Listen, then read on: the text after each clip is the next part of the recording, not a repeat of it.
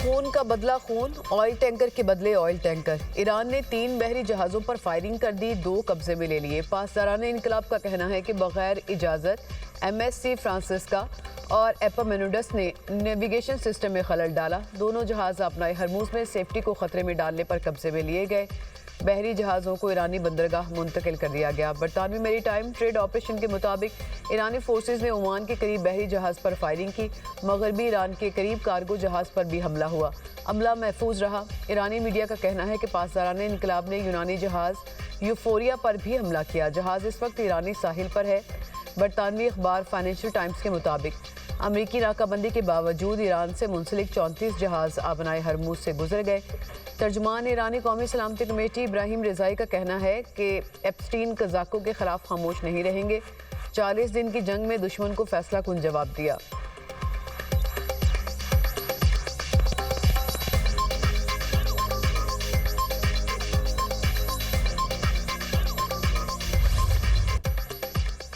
پاکستان کی کامیاب سفارتکاری، امریکی صدر کا جنگ بندی میں توسیع کا اعلان، آبنائے ہرموز کی ناکہ بندی جاری رکھنے کا فیصلہ، بات چیت کا عمل مکمل ہونے تک جنگ بندی رہے گی۔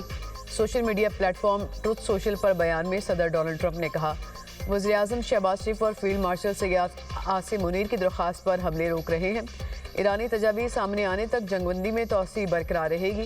فوج کو ہدایت کی ہے، ناکہ بندی جاری رکھیں اور ہر لحاظ سے تیار رہیں۔ ایران کی حکومت شدید تقسیم کا شکار ہے۔ ایران چاہتا ہے کہ آبنائے ہرموز کھلے تاکہ وہ $500 ملین روزانہ کما سکے۔ یہی وہ رقم ہے جو آبنائے ہرموز بند ہونے سے ایرانی کھو رہے ہیں۔ ایرانی صرف شرمندگی سے بچنے کے لیے کہہ رہے ہیں کہ آبنائے بند رہے۔ 4 روز پہلے لوگوں نے مجھ سے رابطہ کیا اور کہا، ایران آبنائے ہرموز کھولنا چاہتا ہے۔ ہم نے آبنائے ہرموز کھولی تو پھر امریکہ ایران سے کبھی ڈیل نہیں کر سکے گا۔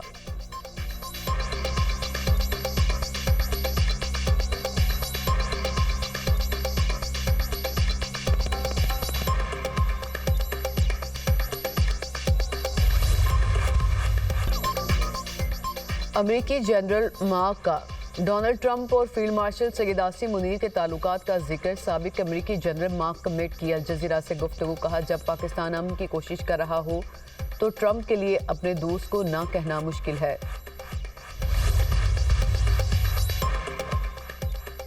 جنگ بندی میں توسیع پر وزیراعظم شہباز شریف کا امریکی صدر سے اظہار تشکر، کہا اپنی اور فیلڈ مارشل عاصم منیر کی طرف سے صدر ٹرمپ کا شکریہ ادا کرتا ہوں۔ امریکی صدر نے جنگ بندی میں توسیع کی ہماری درخواست کو خوش اسلوبی سے قبول کیا۔ پاکستان تنازعات کے مذاکراتی حل کے لیے بھرپور کوشش جاری رکھے گا۔ امید ہے دونوں فریق جنگ بندی کی پاسداری جاری رکھیں گے، تنازعات کے مستقل خاتمے کے لیے جامع امن ڈیل میں کامیاب ہو جائیں گے۔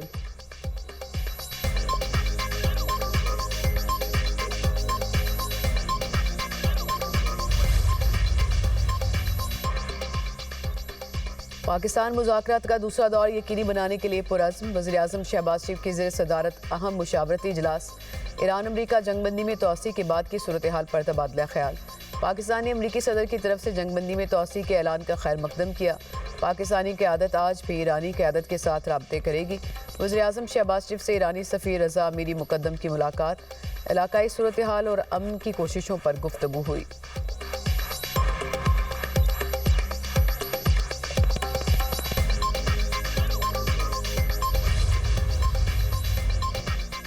اشارے ملے ہیں کہ امریکہ ناکہ بندی ختم کرنے کے لیے تیار ہے۔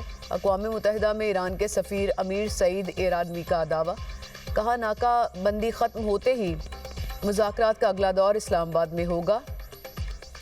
ایران کی شرط ہے کہ بات چیت کے دوبارہ آغاز سے پہلے امریکہ آبنائے ہرموز کی ناکہ بندی ختم کرے۔ امریکہ سیاسی حل چاہتا ہے تو ایران اس کے لیے تیار ہے، اگر وہ جنگ چاہتا ہے تو ہم بھی جنگ کریں گے۔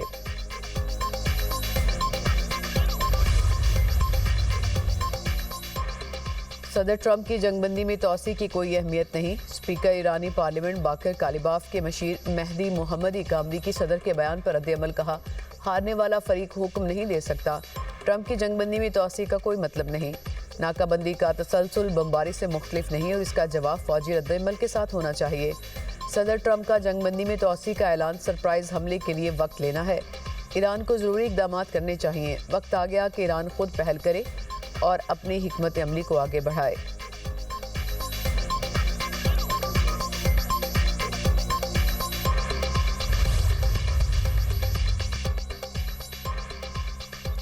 امریکی حملے پر طے شدہ اہداف کو فوری نشانہ بنائیں گے۔ ایران کی مسلح افواج کا انتباہ۔ ترجمان ایرانی فوج نے کہا ایرانی افواج 100% تیاری کی حالت میں ہیں۔ ایران کے خلاف کسی بھی قسم کی جارحیت کی گئی تو ایرانی فورسز فوری اور بھرپور انداز میں اہداف کو نشانہ بنائیں گی۔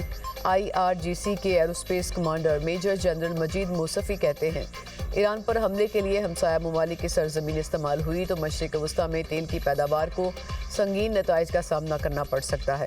دشمن نے ایران پر حملہ کیا تو جہاں بھی ایرانی عوام کہیں گے وہی جگہ کارروائی کا ہدف ہوگی۔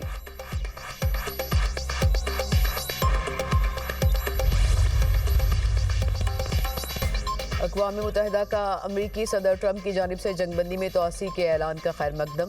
فریقین سے جنگ بندی کا احترام کرنے اور اشتعال انگیزی سے گریز کی اپیل۔ سیکرٹری جنرل اقوام متحدہ کا پائیدار حل کے لیے بامعنی مذاکرات کی اہمیت پر زور۔ انتونیو گوتریس کی ترجمان سٹیفن دوجاک کا کہنا ہے کہ جنگ بندی میں توسیع کشیدگی میں کمی کی جانب ایک اہم قدم ہے۔ امریکہ اور ایران مذاکرات میں مثبت اور تعمیری کردار ادا کریں، پاکستان کی ثالثی کی کوششوں کی حمایت کرتے ہیں۔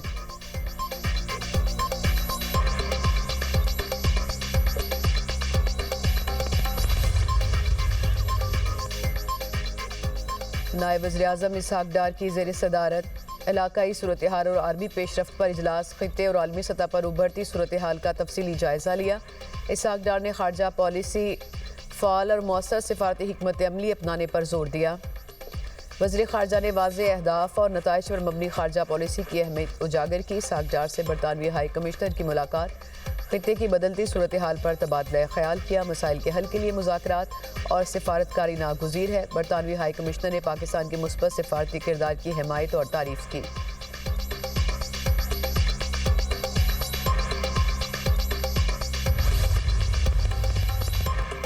علاقائی صورتحال جنگ اور امن کے درمیان نازک موڑ پر ہے۔ دوبارہ جنگی کارروائیاں شروع نہ ہوں اس کے لیے ہر ممکن کوشش کرنا ہوگی۔ چینی وزارت خارجہ کا کہنا ہے چین ایران امریکہ تنازع کو سیاسی اور سفارتی ذرائع سے حل کرنے کی حمایت کرتا ہے۔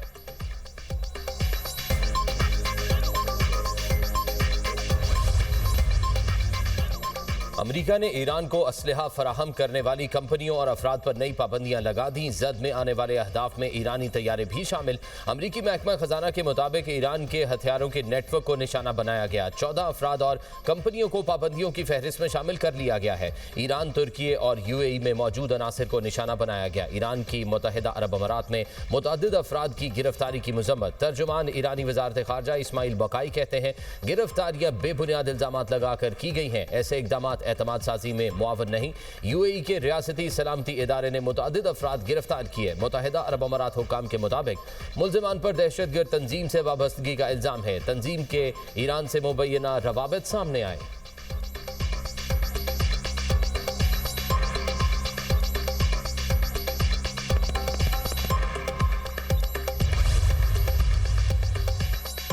ایران جنگ کے باعث امریکہ کے میزائل ذخائر میں نمایاں کمی۔ خبر رساں ادارے دی ہل کے رپورٹ کے مطابق امریکہ نے اپنے پیٹریاٹ ایئر ڈیفنس سسٹم کے آدھے انٹرسیپٹر میزائل استعمال کر لیے۔ 6 دیگر اہم میزائل اقسام کا بھی بڑی مقدار میں استعمال ہوا۔ آپریشن ایپک فیوری نے امریکی اسلحہ ذخائر میں نمایاں خلا پیدا کر دیا۔ تھرڈ انٹرسیپٹر بھی نصف سے زائد استعمال ہو چکے۔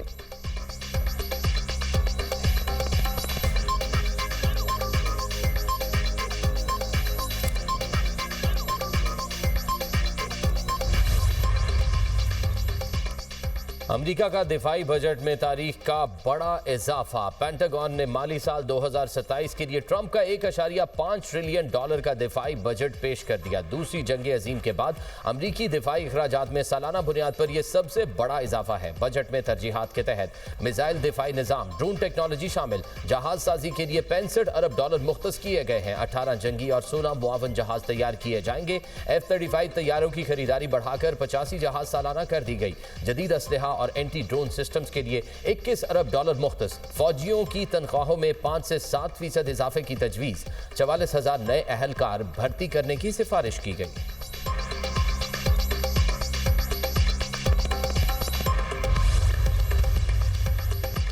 امریکی دھمکیاں ایرانیوں کے حوصلے پست نہیں کر سکیں۔ ایرانی فوج کی تہران کی گلیوں میں پریڈ۔ ایرانی فوج نے خرم شہر 4 بیلسٹک میزائل لے کر سڑکوں اور گلیوں میں پریڈ کی۔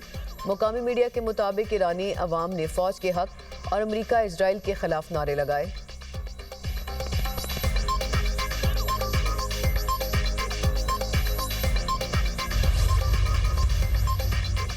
مشرق وسطی میں کشیدگی، عالمی مارکیٹ میں تیل کی قیمتوں میں مزید اضافہ۔ برطانوی خام تیل $99.24 فی بیرل میں فروخت۔ امریکی خام تیل کی قیمت $90.22 فی بیرل تک پہنچ گئی۔ پاکستان سٹاک ایکسچینج میں مندی، 100 انڈیکس میں 1576 پوائنٹس کی کمی، انڈیکس 1,71,579 پوائنٹس پر بند۔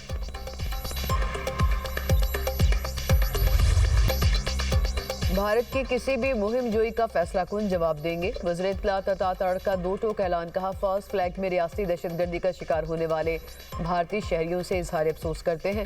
بھارت پہلگام آپریشن کے بارے میں کوئی شواہد نہیں دے سکا۔ بھارت دوبارہ ایسے فالس فلیگ کی جرات نہیں کرے گا۔ آپریشن سندور میں ذلت آمیز شکست اٹھانے کے بعد بھارت کے فالس فلیگ کا بیانیہ زمین بوس ہو چکا۔ وزیراعظم پاکستان نے آزادانہ اور غیر جانبدارانہ تحقیقات کی پیشکش کی۔ بھارت کی جانب سے جھوٹا پروپیگنڈا کیا گیا، کوئی ثبوت نہیں تھا۔ جعفر ایکسپریس خضدار سمیت دہشت گردی کے دیگر واقعات میں بھارتی کردار کے ناقابل تردید شواہد ہیں۔ بھارت عالمی سطح پر تنہائی کا شکار ہے۔ پاکستان دنیا میں امن مشن کو لے کر چل رہا ہے۔